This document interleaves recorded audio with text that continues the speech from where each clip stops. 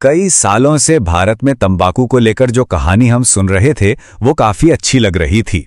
ऐसा लग रहा था कि हम धीरे धीरे इस आदत पर काबू पा रहे हैं, लेकिन हाल ही में आए कुछ आंकड़ों ने पूरी कहानी ही पलट कर रख दी है। तो सवाल यह है कि आखिर हो क्या रहा है? क्या भारत में तंबाकू का इस्तेमाल असल में कम हो रहा है या फिर बढ़ रहा है? क्योंकि डेटा में एक बहुत बड़ा कंफ्यूजन, एक विरोधाभास नजर आ रहा है। चलिए इस पहेली को थोड़ा समझते हैं। देखिए, एक तरफ तो हमारे पास नेशनल फैमिली हेल्थ सर्वे जैसे हेल्थ सर्वे हैं। ये बताते हैं कि तंबाकू इस्तेमाल करने वाले पुरुषों की संख्या में जबरदस्त गिरावट आई है। ये तो बहुत अच्छी खबर लगती है ना? लेकिन रुकिए, क्योंकि जब हम खर्च के आंकड़ों को देखते हैं तो कहानी पूरी तरह से बदल जाती है। इन आंकड़ों के मुताबिक ग्रामीण भारत में तंबाकू पर हर व्यक्ति का खर्च 58% और शहरी भारत में ये आंकड़ा 77% तक बढ़ गया है। तो ये इतना बड़ा फर्क क्यों है? क्या कोई एक सर्वे गलत है? जरूरी नहीं। जवाब इस बात में छुपा है कि यह सर्वे मापते क्या है। हेल्थ सर्वे में लोगों से उनकी आदतों के बारे में पूछा जाता है, मतलब लोग खुद बताते हैं कि वे क्या करते हैं, जबकि खर्च वाला सर्वे ये पूछता है कि उनके परिवार ने पिछले कुछ दिनों में क्या खरीदा। अब तंबाकू जैसी चीजों को अक्सर एक शर्म की वस्तु माना जाता है, तो हो सकता है कि लोग अपनी आदत के बारे में बताते हुए थोड़ा झिझकें या पूरी सच्चाई ना बताएं। और बात सिर्फ इतनी ही नहीं है।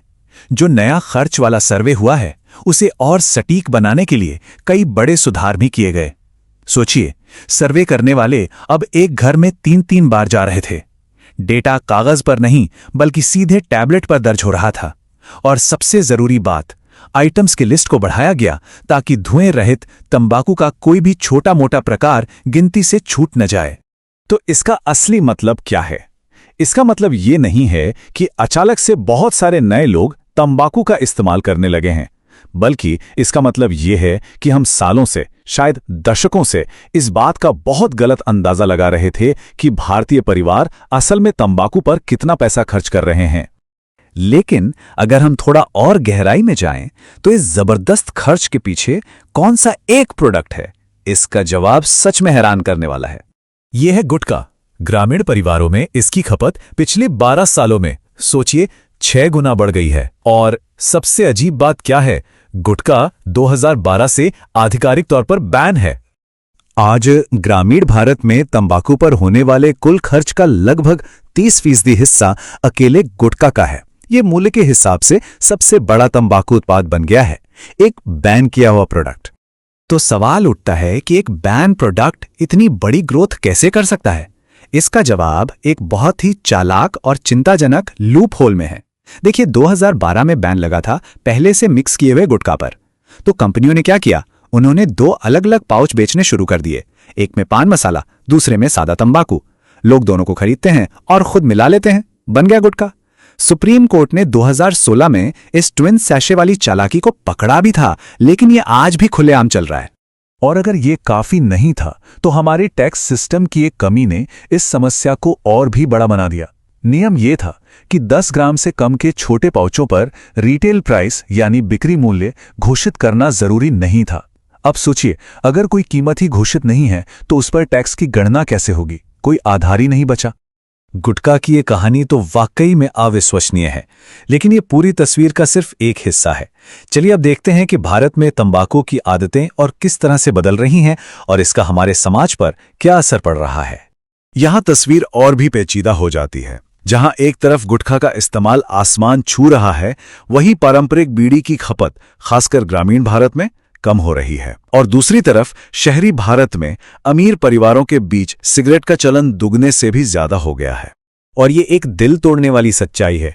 ग्रामीण भारत के सबसे गरीब 40% परिवार अपने घर के बजट का 4% हिस्सा तंबाकू और नशीले पदार्थों पर खर्च कर रहे हैं, जबकि अपने बच्चों की शिक्षा पर सिर्फ 2.5%। ये अंतर बहुत कुछ कहता है। तो अब इस बढ़ती समस्या को देखते हुए सरकार ने आखिरकार इन खामियों को दूर करने के लिए कुछ बड़े कदम उठाने की योजना बनाई है। वैसे ये एक लंबी लड़ाई रही है। 2012 में बैन एक बड़ी जीत की तरह लगा था। 2016 में सुप्रीम कोर्ट ने असली समस्या की जड़ को पहचाना और अब 1 दशक से भी ज्यादा के बाद 2026 में बड़े सुधार आने वाले हैं, जिनसे उम्मीद है कि ये खेल बदल जाएगा। तो ये नए कानून करेंगे क्या? आसान भाषा में समझें तो ये अब गुटखा के मिक्स पर नहीं बल्कि उसके अलग अलग घटकों पर ही टैक्स लगाएंगे। दूसरा, हर पाउच पर, चाहे वो कितना भी छोटा क्यों न हो, कीमत बताना अनिवार्य होगा। और तीसरा, राज्यों को भी इसे सख्ती से लागू करने के लिए एक तरह का फाइनेंशियल इंसेंटिव दिया जाएगा। लेकिन इन सभी सुधारों के बीच भी एक बहुत बड़ी चीज छूट रही है, बीड़ी। भारत में बीड़ी पीने वालों की संख्या सिगरेट पीने वालों से लगभग दुगनी है, फिर भी इस पर टैक्स बहुत ही कम दर से लगाया जाता है। शायद इसकी एक वजह यह है कि बीड़ी उद्योग लाखों गरीब लोगों को रोजगार देता है। लेकिन कानून और टैक्स ही तो पूरी कहानी नहीं है ना? हमें ये भी पूछना होगा कि आखिर लोग, खासकर गरीब तबके के लोग, तंबाकू का सेवन करते ही क्यों हैं? ये एक लाइन शायद सब कुछ कह देती है।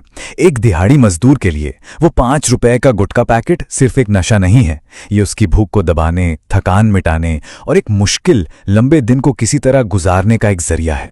एक तर्क ये भी दिया जाता है कि सरकारी स्वास्थ्य सेवाओं की वजह से लोग ज्यादा जोखिम लेते हैं।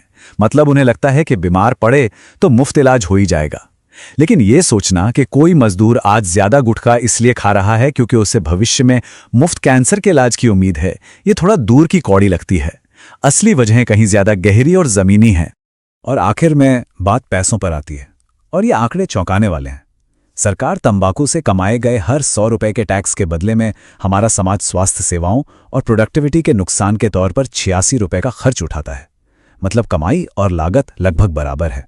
तो ये सब हमें एक आखिरी और बहुत मुश्किल सवाल पर लाकर छोड़ देता है। जब समस्या की सामाजिक जड़ें इतनी गहरी हों और नीतिगत खामियां लगातार बनी रहें, तो भारत की तंबाकू पर इस निर्भरता को असल में कम किया कैसे जा सकता है?